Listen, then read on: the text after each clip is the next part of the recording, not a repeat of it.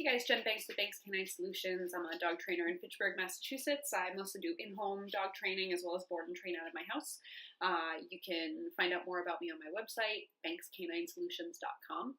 This is my weekly dog training Q&A where you ask questions in advance and then I take video and I answer them. So I'm going to get into the first question, which is, my corgi likes to nip at ankles. So far, he only does it to us and he thinks it's a game when we tell him no. He doesn't do it to others when we have guests over the house or when we're out of the house. Would love to hear your feedback. And I did ask how old he is. He's a year old. I asked how old he is because if it's a puppy you're dealing with, I would approach it a little bit differently than if it's an adult dog. But it is an adult dog that you're dealing with. So chances are, if you're saying no and he's not doing it, then you're not saying no. Does that make sense? Like no to you means something different than no to him. No to you means stop. No to him means nothing, or get worse, right? So you want to have you want to give your no more meaning than it has right now. I use the squirt bottle a lot for that. I don't know that it would work for your dog because I don't know your dog at all. So bear in mind that this is punishment that we're talking about, and punishment is great when used effectively, but if used ineffectively, especially if you underwhelm the dog, you can actually make the behavior a lot worse.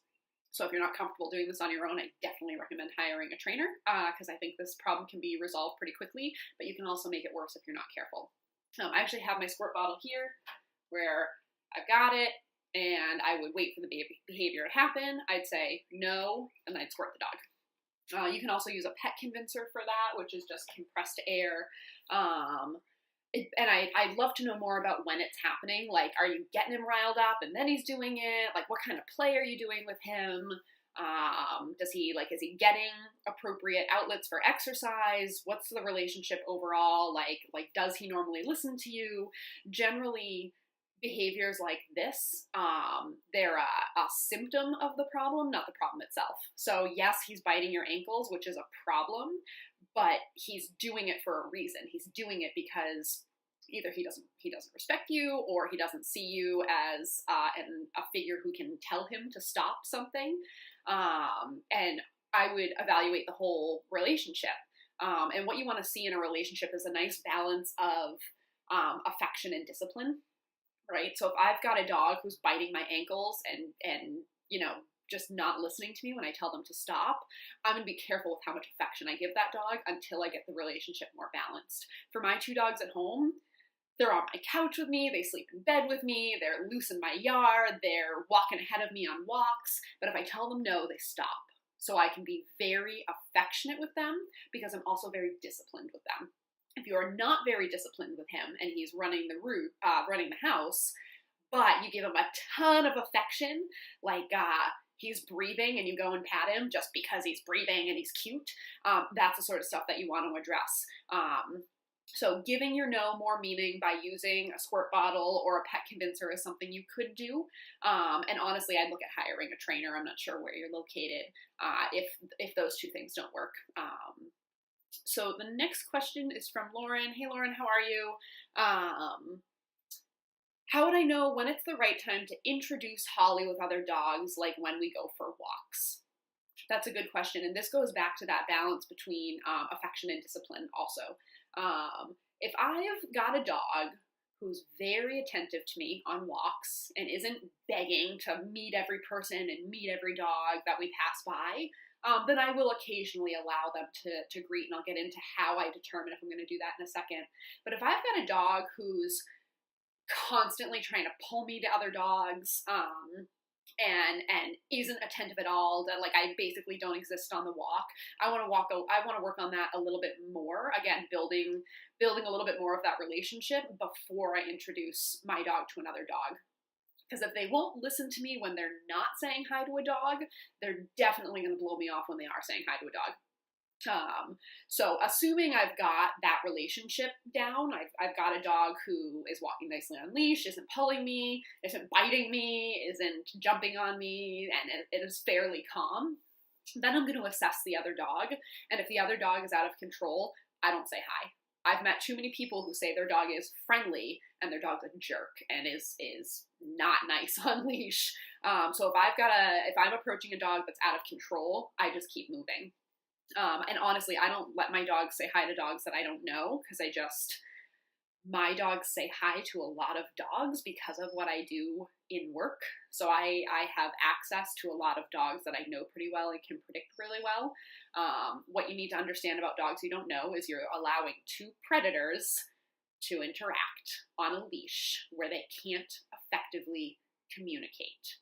So it's like smooshing two strangers into a really small space and saying, all right, get to know each other, right? It's not natural for dogs to be restrained when interacting, because the way they communicate is through body language. So if you are going to let your dogs meet on leash, keep your leash as long as possible and I let my dogs circle around me and like move as much as they need to, unless I feel like it's getting out of control, and then we just move away. So keep that in mind, that letting dogs meet on leash, strange dogs meet on leash, is always going to be more dangerous than letting dogs interact when they're loose, like in a yard or a fenced area or something like that. But if I'm approaching a dog and they seem calm and under control, and my dog is calm and under control, I give my dog permission to say hi. So I stop and have my dog sit, and then I tell them to say hello, which I've taught is, go forward and greet, like go see that person, go see that dog, whatever. And I am always going to ask permission first. Like I'm never just going to allow my dog into another dog's space without asking the owner, like, hey, is this okay?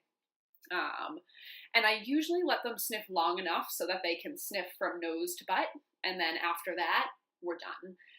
Because it gets to the point where it becomes a really awkward handshake, where like they've sniffed nose to butt and now they're just standing there and they're both on leash and they're restrained, and like, what do we do now? It's like you're shaking someone's hand and they keep shaking it and they keep shaking it. It's like at some point it needs to stop, right? At some point we stop and we either part ways or we go into conversation.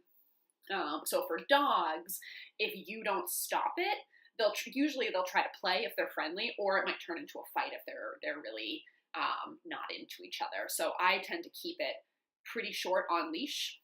And my ideal, and I say that for a reason because I know it's not always possible, but my ideal for introducing two dogs, especially if you're going to bring a dog into the house, is that you first go for a walk together. So you do like a nice structured walk, and then hopefully you have an area where you can let them both loose after. So I'd go for like a 20 or 30 minute walk, go back to a yard, maybe let them drag leashes in the yard until I get a better sense of them. Unless I know them really well, then I'll just let them loose, and they can hang out in the yard and interact that way. We will definitely practice this in class. I know I'll see you tonight. So that's I'm just making sure I answered everything about your question. So yeah, that's what I do with dog interactions.